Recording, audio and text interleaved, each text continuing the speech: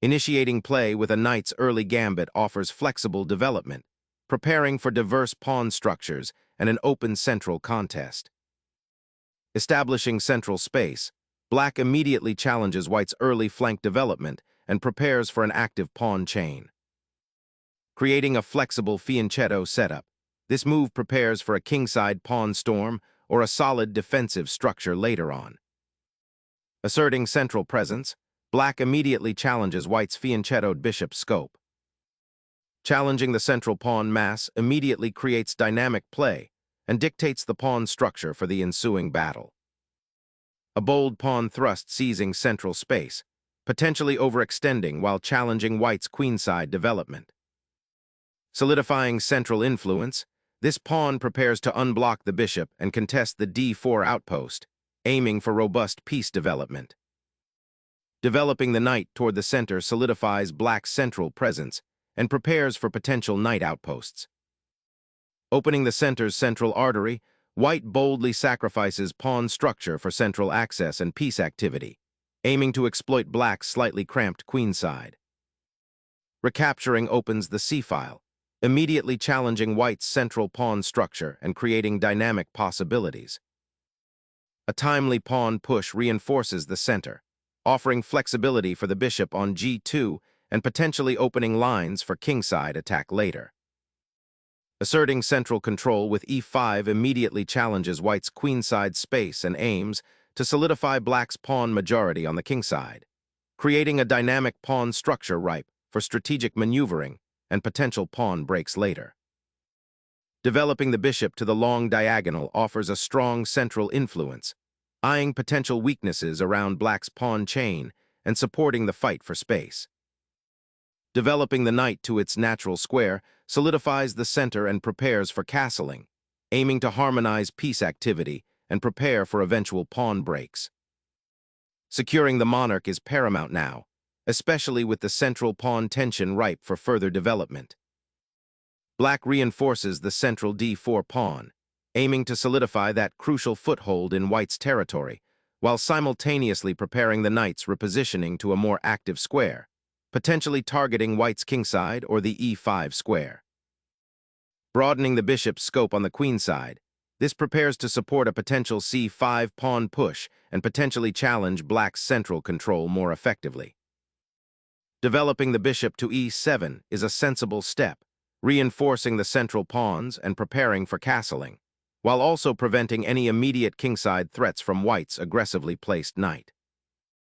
Relocating the rook to the open file now shores up white's central control, anticipating a potential pawn storm and offering a flexible retreat should black's initiative escalate. Finally securing the monarch, black completes their castling, reinforcing the king's safety and preparing to bring the rook into central play. Asserting dominion over the queenside, the knight embarks on a circuitous journey, aiming to bolster the d4 pawn and potentially raid the c5 square, a maneuver that subtly alters the piece dynamics and forces black to reevaluate their pawn structure's integrity. Instantly challenging the knight, this piece placement aims to disrupt white's pawn structure and gain central influence, particularly if the knight is forced to retreat. Recentering the rook on the e-file after black's well-placed bishop suggests a cautious regrouping, aiming to perhaps double rooks later or simply find a more secure square. But it does leave the queenside momentarily less defended and prioritizes avoiding the current tactical skirmish over immediate central expansion or pressure. Black reinforces the pawn chain's core, preparing to activate the rook on the open e-file. Initiating a subtle knight repositioning, the white cavalry embarks on a circuitous route, aiming to bolster the queenside and potentially contest the now semi-open c-file. This deliberate redeployment acknowledges black's solid pawn structure and suggests white is not rushing into immediate complications, instead preferring to enhance piece harmony before committing to a concrete plan. The knight's journey to c2 hints at a desire to eventually patrol squares like e3 or d4, or perhaps even jump to b4 to harass black's bishop. Observe how this subtle maneuvering might open new avenues for white's rook or queen in the ensuing middle game. The bishop retreats, seeking a safer avenue of deployment, possibly eyeing the long diagonal after a pawn push or a knight repositioning. Unshackling the queenside, rook prepares to challenge black's control of the b-file, potentially forcing concessions or creating new avenues for white's queenside expansion. Sensing an opportunity for queenside expansion, black initiates a pawn advance, aiming to claim space and potentially harass white's pieces. This initiative, however, could also create weaknesses if not adequately supported. Initiating a rather curious repositioning, the knight embarks on a journey back toward its starting square, seemingly acknowledging that its presence on c2 offered little immediate influence and perhaps foreshadowing a future maneuver to b5 or even c4, aiming to contest black's burgeoning queenside pawn chain or to support a potential kingside assault. Initiating a flexible knight maneuver, black repositions their cavalry to a potentially active square. The piece's journey from its previous outpost on d7 via c5 suggests a desire to influence white's center and potentially challenge control of the d4 pawn or prepare for a future queenside expansion. Consider how this knight's new placement might disrupt white's planned pawn structure and open up lines for black's bishops. Is this knight a forward scout, preparing to jump into a weakness, or a subtle defender, anchoring key squares? The long-term implications of this piece's relocation, especially in conjunction with the active bishop on e7, warrant careful observation. White's knight aggressively hops to b5, aiming to disrupt black's pawn structure and potentially gain control of key squares like c7. This maneuver is a subtle attempt to exploit the slightly loose positioning of black's pieces after their last few moves, particularly the a5 pawn, which might become a target. Consider the immediate pressure this creates on the queenside, forcing black to react and possibly ceding further development or strategic concessions to defend their vulnerable pawns.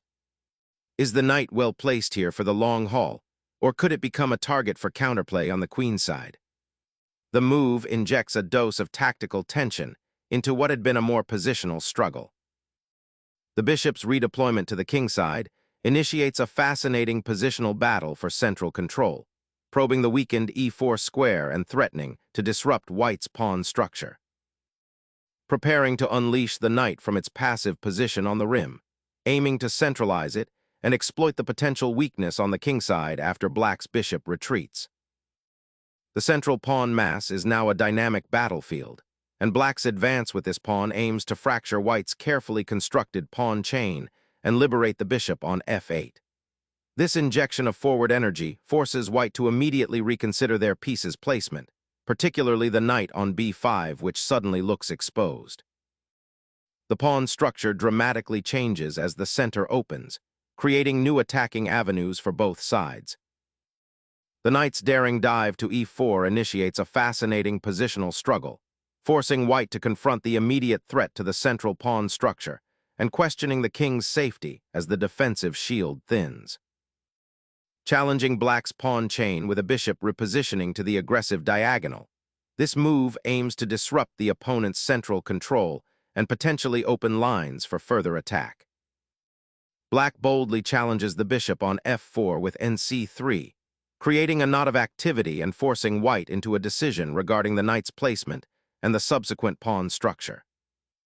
Snatching back, the knight untangles the queenside and immediately confronts black's forwardly placed bishop, a key piece in their plan to cramp white's position and prepare for piece activity on the kingside. This capture also opens the c-file, offering potential for future pressure along that open lane, and crucially, eliminates a disruptive knight that was well positioned to interfere with white's central ambitions. The immediate aftermath will likely see a redistribution of forces as white seeks to capitalize on the newly created space and positional advantages, while black must react to the altered landscape. Black is embracing the disruption by accepting the pawn exchange, a bold choice that reshapes the pawn structure and opens up a diagonal for the queen. This immediate recapture forces white to react, potentially leading to a more dynamic middle game where active piece play will be paramount. Observe how the newly formed pawn chain on the queenside for black, with pawns on c3 and d4, can become a target for white if not properly supported. The queens depart, ushering in an endgame where white's central pawn majority, despite its slight awkwardness, might become a crucial asset if black's knights struggle to coordinate effectively. Re-establishing rook presence on the open d-file is paramount, securing a foothold for the coming middle game skirmishes and potential endgame advantages. Transitioning to the endgame, white prioritizes opening the crucial e-file for the rook, creating immediate pressure on black's rook, which is currently tied to defending the d-pawn. This bold capture aims to disrupt black's delicate pawn structure and potentially expose their king as the game simplifies. Initiating a counterattack on the open e-file, black repositions their rook to challenge white's immediate occupation and to prepare for potential pawn advances or exchanges that might arise from this central contention. Reclaiming the central file is paramount now that the queens are off the board.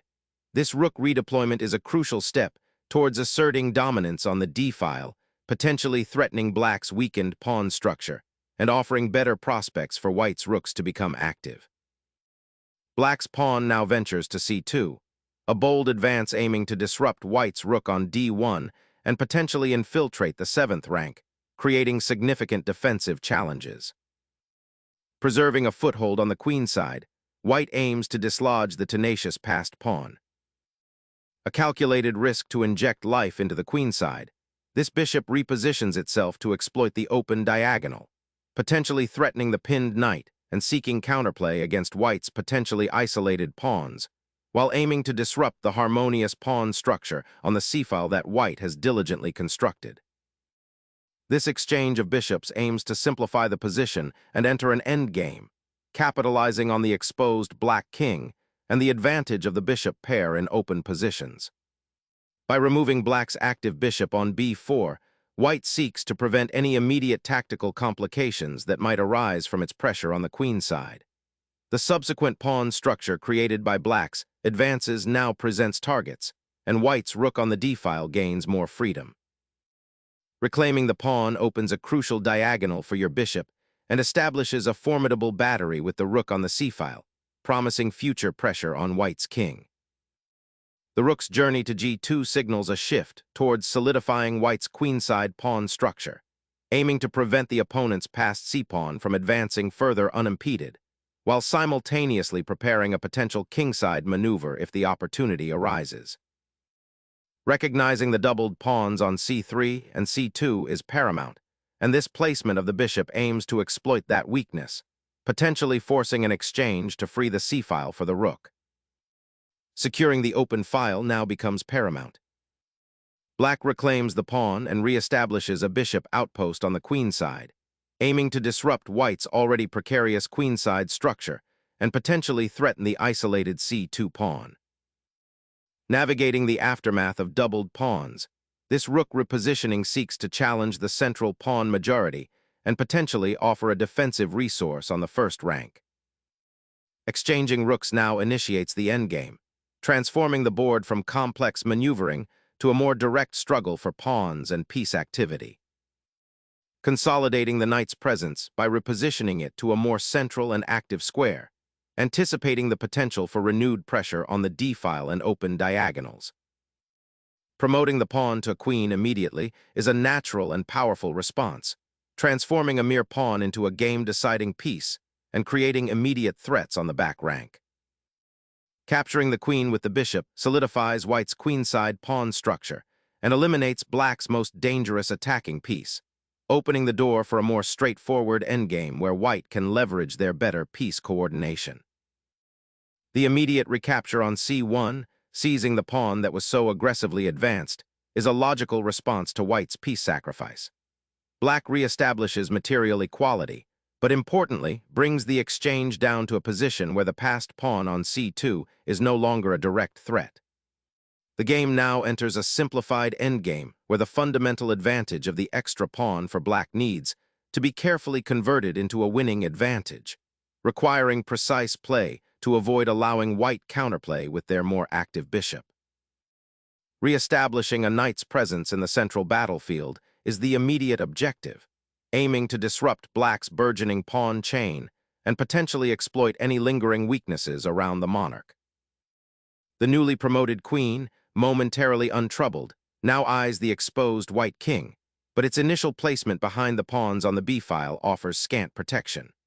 Black's strategy has culminated in this promotion, fundamentally altering the material balance and opening up aggressive possibilities against the weakened royal family. Retreating the knight to d2 solidifies the pawn structure and prepares to reclaim the now advanced passed pawn. Black's bishop now occupies a commanding outpost, staring down the undefended white king and creating a significant threat of perpetual check, or even a forced checkmate if white isn't careful. This aggressive positioning forces white to react defensively and limits their options for developing a counterplay, effectively dictating the tempo of the game from this central square. Initiating a knight repositioning sequence, aiming to challenge Black's advanced pawn by potentially swinging over to the kingside. The bishop repositions, aiming to exploit the open diagonal and potentially create passed pawns later on, while also ensuring its safety from further harassment. Probing for pawn weaknesses, white intends to secure the crucial queenside majority by solidifying the advance of the up pawn, creating potential passed pawn opportunities later. Re-establishing contact with the queenside, Ba2 attempts to activate the bishop and potentially create a more active position for Black's remaining pieces by eyeing the now exposed white king from a distance.